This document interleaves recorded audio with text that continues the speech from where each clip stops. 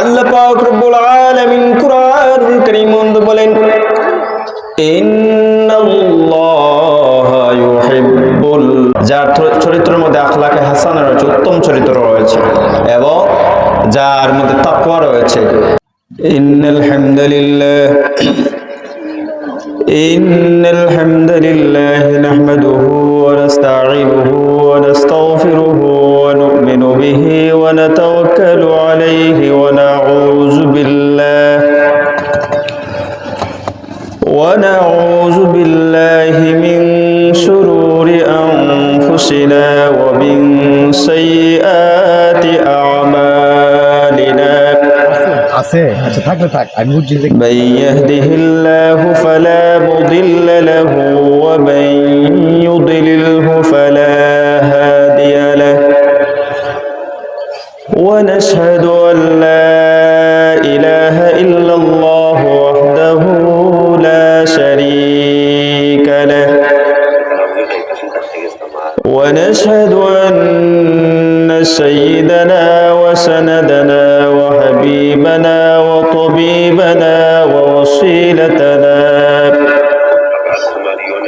ووصيلتنا وأولانا ومولانا محمدا عبد الله ورسوله الذي أرسله بالحق بشيرا ونذيرا وداعيا إلى الله بإذنه وسراجا منيرا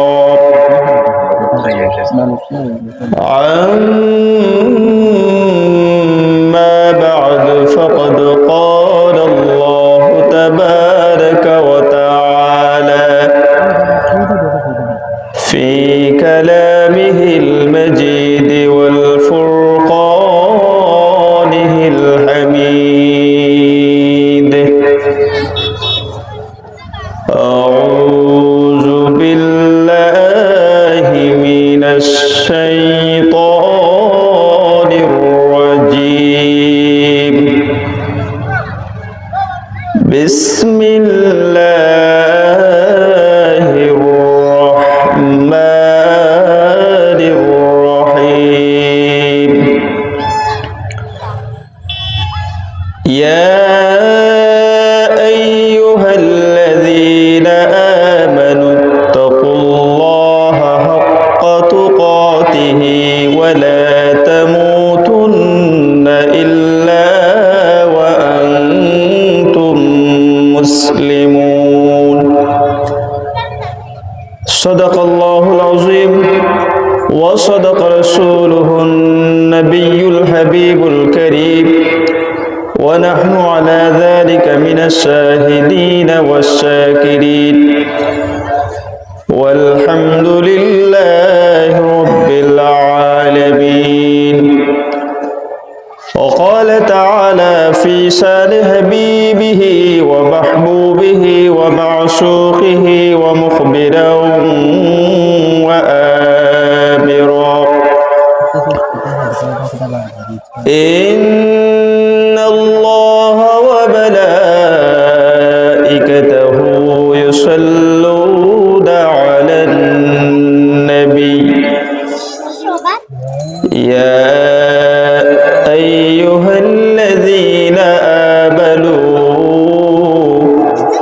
صلوا عليه وسلموا تسليما اللهم صل على سيدنا مولانا محمد وعلى آل سيدنا مولانا محمد এই দুনিয়ার ছবি থাকবে আমরা একদিন থাকব না সবাই বোধে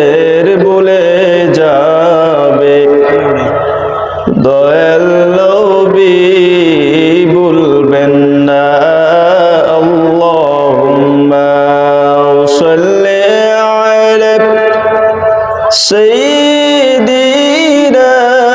مولانا محمد وعلى آله سيدنا مولانا محمد رحمة علم دهاك سبع جلا کر دیا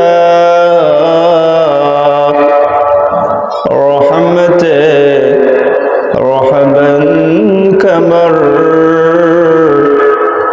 مرکز مدینہ بن گیا اللہم صل علی سیدنا مولانا محمد وعلى آله سيدنا مولانا محمد نہیں دو جہاں میں مثال محمد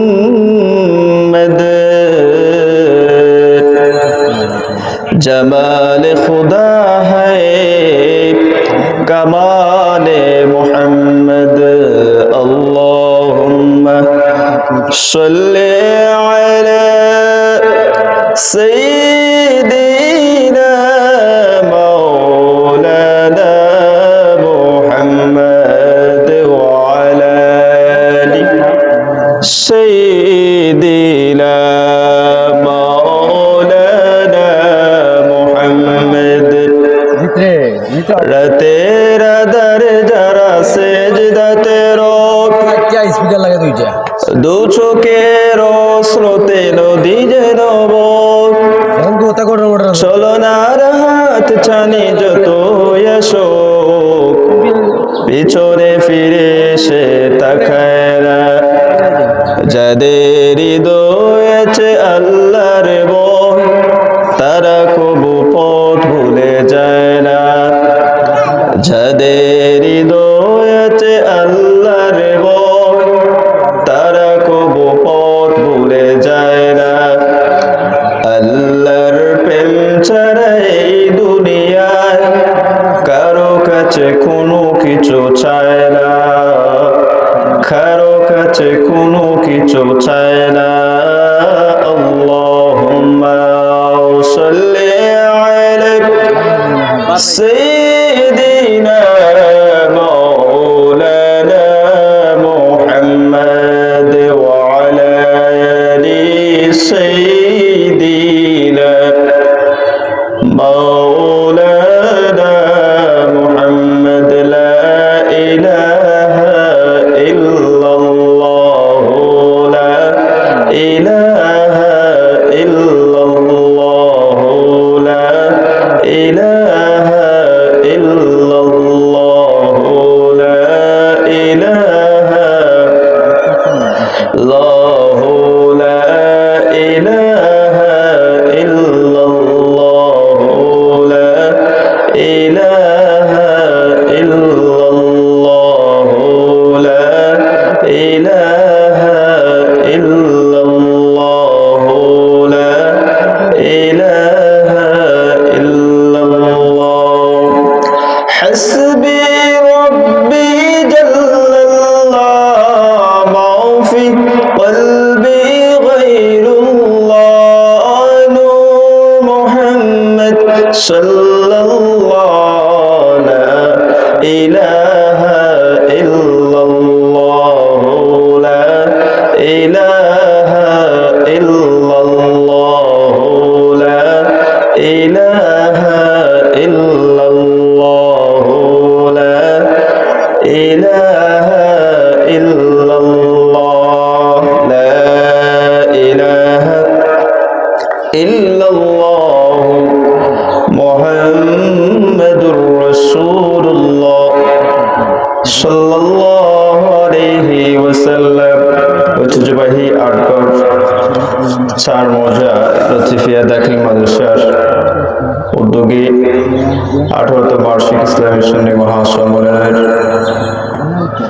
সম্মানিত সভাপতি মণ্ডলী সাহেব, জনাব হুমায়ুন কবির সাহেব সভাপতি মাদ্রাসা, জনাব হাজি মুসলিম মিয়া সাহেব জতুলপুর, জনাব আব্দুল কাদের সাহেব আটবর নোয়াচক, জনাব হাজি সুরত মিয়া সাহেব কল্যাণপুর, মৌলানা আব্দুল মুকিত হোসেন নারায়ণ বাদশাহ, জনাব কবির মিয়া সাহেব আটবর মাঝপাড়া।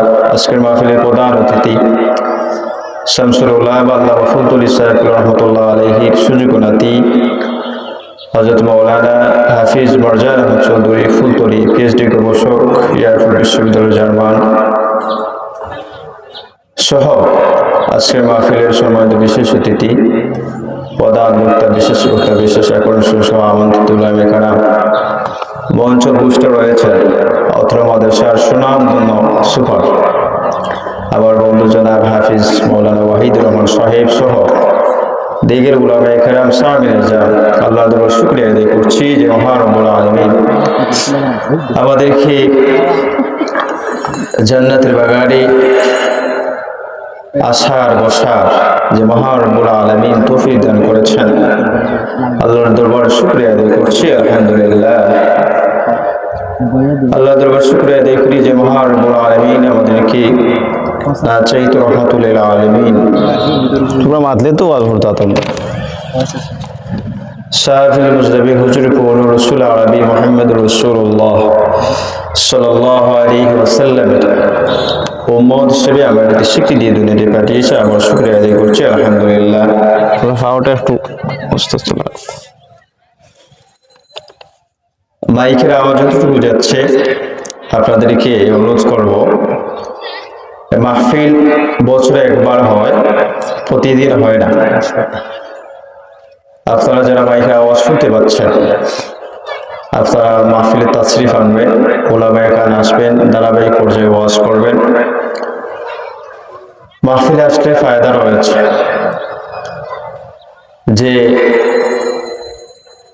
যেখানে কোরআনের আলোচনা হয়, হাদিস আলোচনা হয়, যে ব্যক্তি কোরআনে আলোচনা শুনবে, হাদিসের বাণী শুনবে, হাদিসের আলোচনা শুনবে, তার ঈমান বৃদ্ধি পেতে থাকবে। সুবহানাল্লাহ। কাজেই আপনারা সৌভাগ্যবান যে আপনাদের এলাকায় আপনাদের মাদ্রাসার উদ্যোগে আজকে ওয়াজ হচ্ছে। আপনারা আসবেন, বসবেন, আলোচনা শুনবেন। সম্মানিত সুধী, আমি এখানে আয়াত কারিমা তেলাওয়াত করেছি। আয়াতকে সামনে রেখে আল্লাহ হাবিবের হাদিস মুবারকের আলোকে আপনাদের সামনে যতটুকু পারি নিজেদের সময়ের ভিতরে আলোকপাত করার চেষ্টা করবো। তৌফিক ইল্লা বিল্লাহ, বিসমিল্লাহ, বিফাদলিল্লাহ।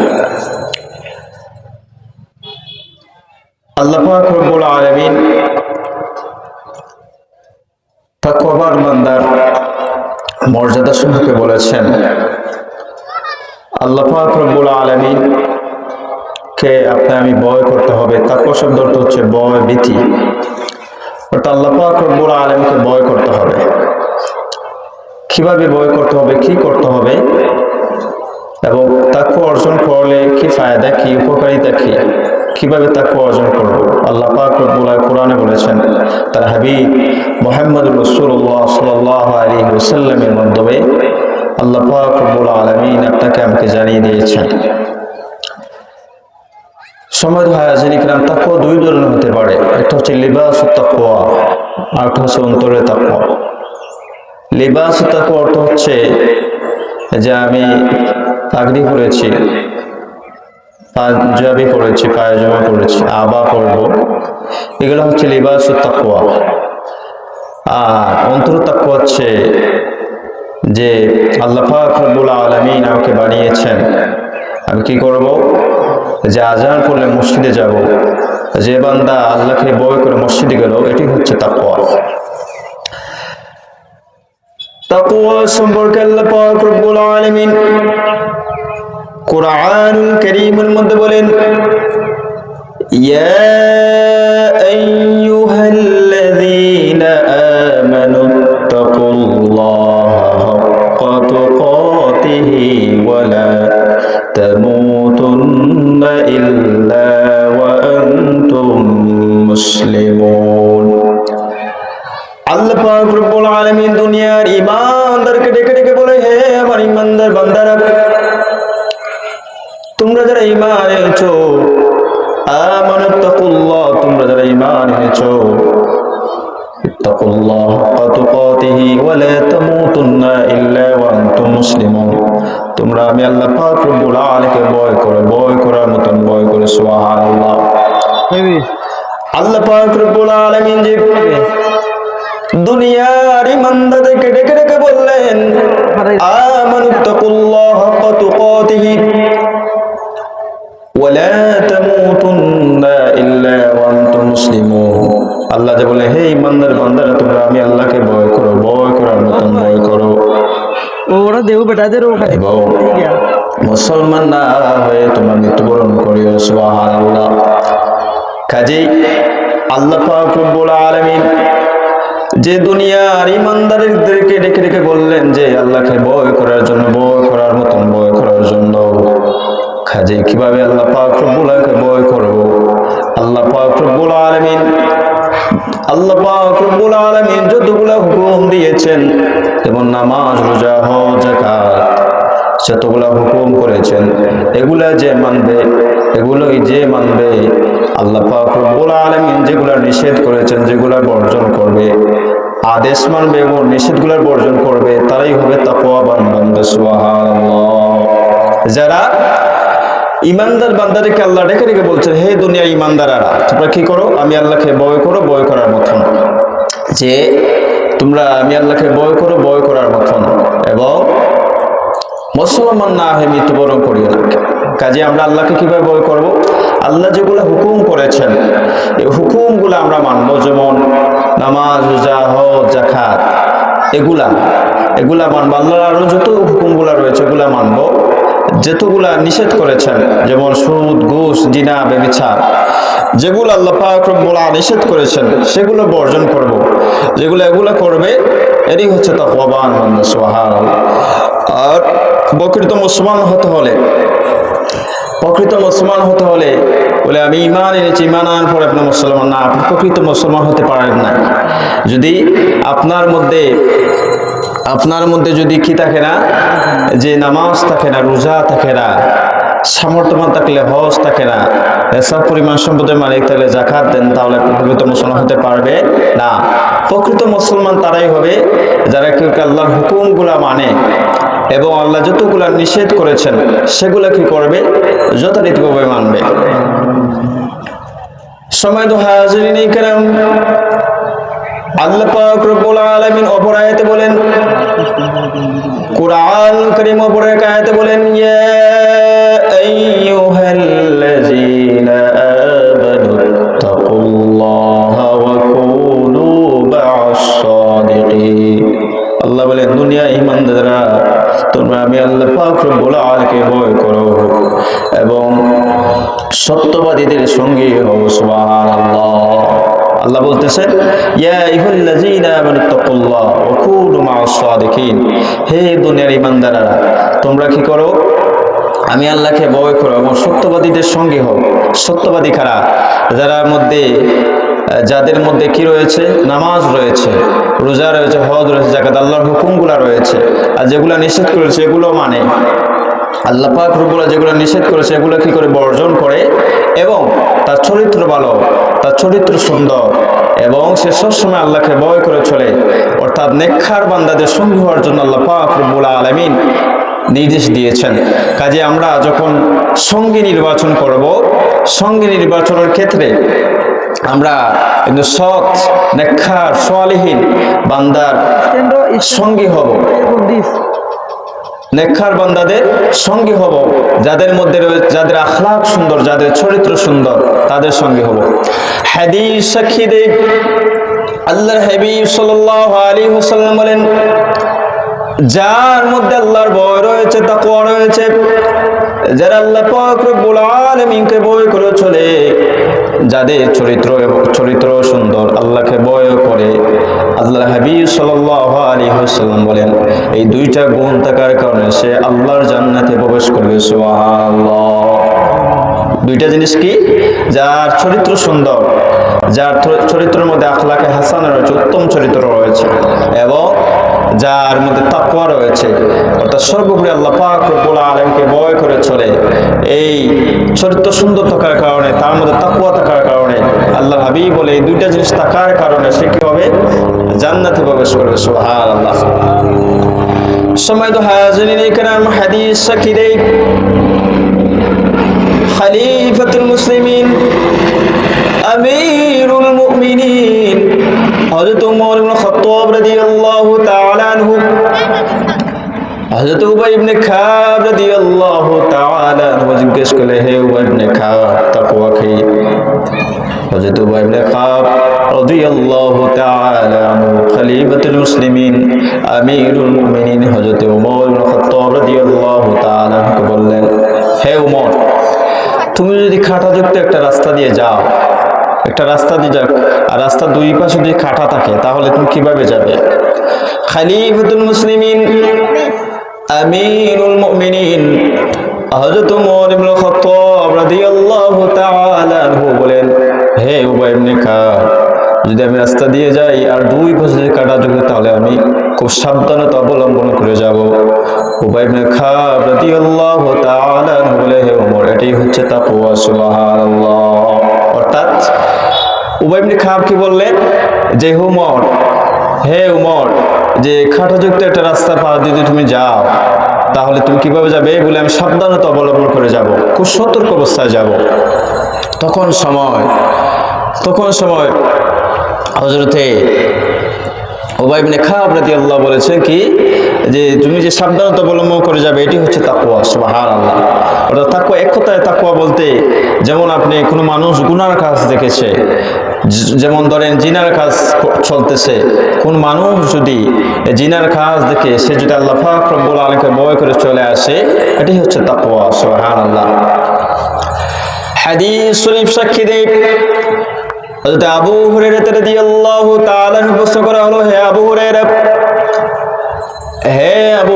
তাকওয়া কি? সাহাবী আবু হুরায়রা প্রশ্ন করলো, হে আবু হুরায়রা, তাকওয়া কি? হযরত আবু হুরায়রা রাদিয়াল্লাহু তাআলা বলেন, হে আল্লাহর নবীর সাহাবী, যদি একটা রাস্তা দিয়ে যাও, রাস্তার মধ্যে কাঁটা থাকে, তাহলে তুমি কিভাবে যাবে? এই সাহাবী বলল, হে আবু হুরায়রা, আমি খুব সতর্ক অবস্থায় যাব। আবু হুরায়রা রাদিয়াল্লাহু তাআলা বলেন, এটাই হচ্ছে তাকওয়া। সুবহানাল্লাহ।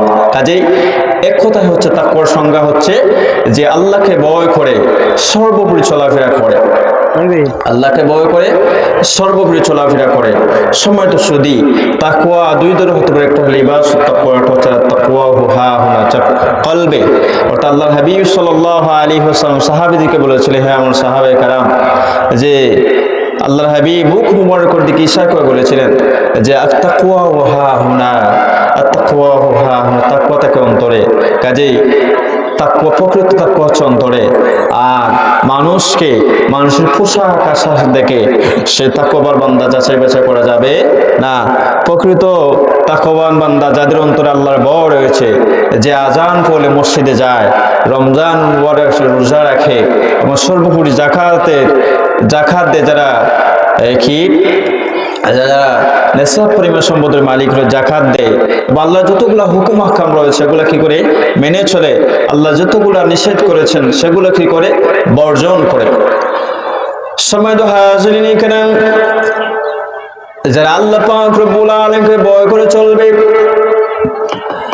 আল্লাহ পাক রব্বুল আলামিনকে ভয় করে চলাফেরা করবে, এরাই হচ্ছে মুত্তাকি। সুবহানাল্লাহ। আল্লাহ পাক রব্বুল আলামিন কুরআনুল কারীমের মধ্যে বলে দিয়েছেন, হুদাল লিল মুত্তাকিন।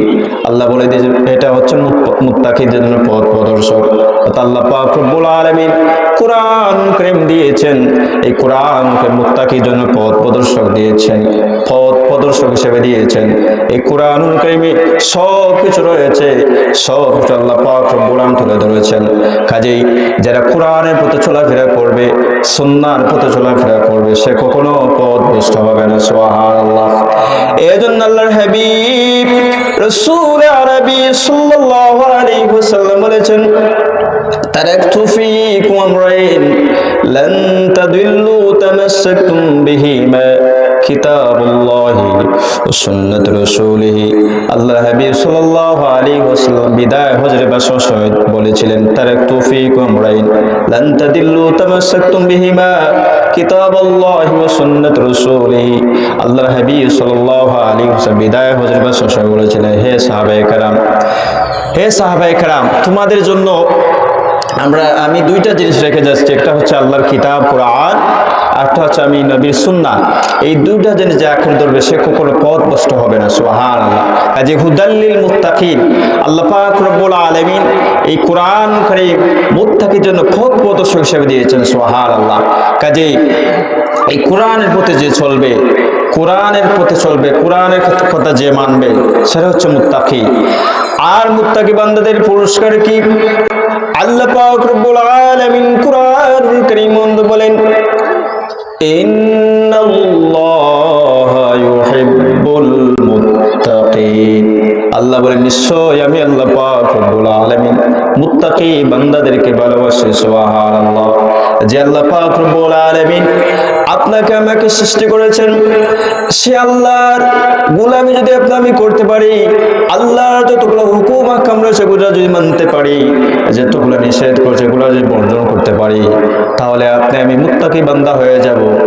আর মুত্তাকি বান্দা হয়ে গেলে আমার আল্লাহ প্রতিশ্রুতি দিয়েছে, ওয়াদা দিয়েছে, আল্লাহ পাক রব্বুল আলামিন ওই বান্দাকে ভালোবাসবেন। সুবহানাল্লাহ। কাজেই আপনি কি করব, এই জীবনটা আপনার আমার জীবনটা হেলায় হেলায় কাটিয়ে দিচ্ছে। সময় তো হাজিরি কালাম, সময়টা মোবাইলে চলে যাচ্ছে, ফেসবুকে চলে যাচ্ছে, ইউটিউবে চলে যাচ্ছে, সারা রাত খালি ফেসবুক আর ফেসবুক, ঘুম নাই। সময় তো হাজিরি কালাম, ফজর কিভাবে যায় ইমাম সাহেব হইতে পারেন, ফজর কিভাবে যায় ইমাম সাহেব হইতে পারেন না, যে খালি ফেসবুক আর ফেসবুক। হাদিস শরীফ সাক্ষী দেয় যে কাল হাসরের ময়দানে পাঁচটি